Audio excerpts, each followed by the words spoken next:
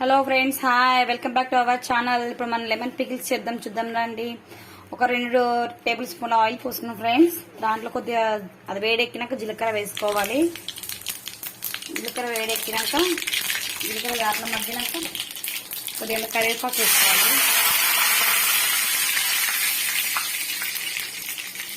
కరివేపాకు కొద్దిగా వేగినాక వెల్లుల్లి పేస్ట్ వేసుకోవాలి ఫ్రెండ్స్.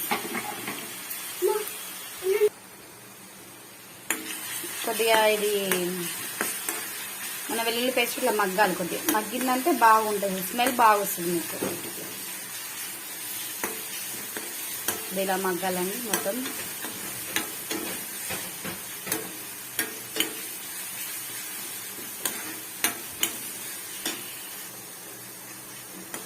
ఇలా వేగుతుంటే మంచి స్మెల్ వస్తుంది మనకి.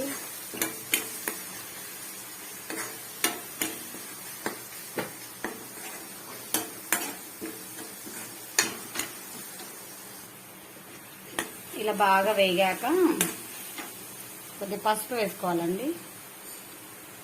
పసుపు కొద్దిగా ఎక్కువ వేసుకున్నా వేగం కాదు, బాగుంటుంది, కలర్ బాగా కనిపిస్తుంది.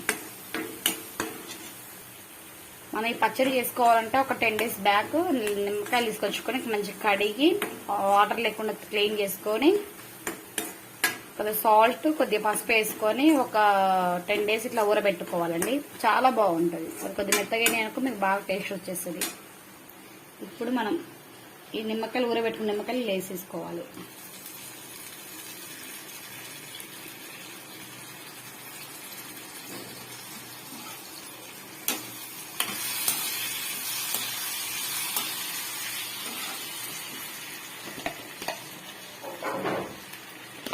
మీరు ఎక్కువ రోజులు ఉంచుకున్నారంటే మీకు ఇలా మంచిగా బాగా వస్తుంది, జ్యూసీగా బాగుంటుంది పచ్చడి. ఇంకా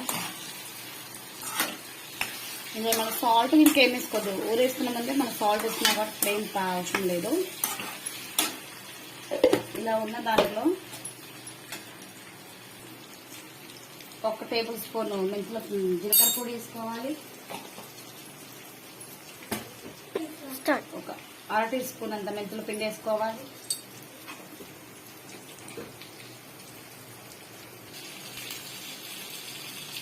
ఒక 2-3 స్పూన్లు అంత కారం వేసుకోవాలి. కారం ఇష్టం, నేను తినేదాని టేస్ట్ని బట్టి వేసుకోవచ్చండి. నేనైతే 3-4 స్పూన్లు వేసుకున్నాను.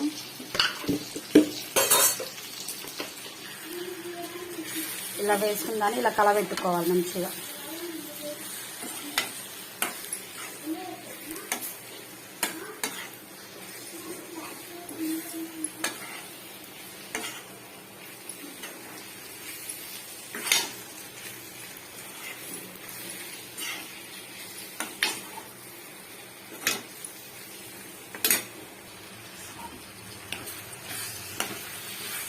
ఇలా ఆయిల్ సపరేట్ తినికి ఇట్లా కలుపుతా అంటే ఇది మగ్గిందంటే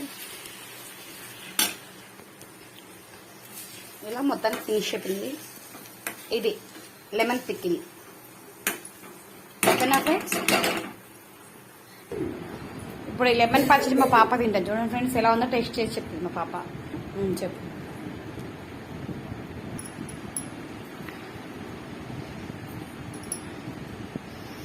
సూపర్ ఉంది ఫ్రెండ్స్.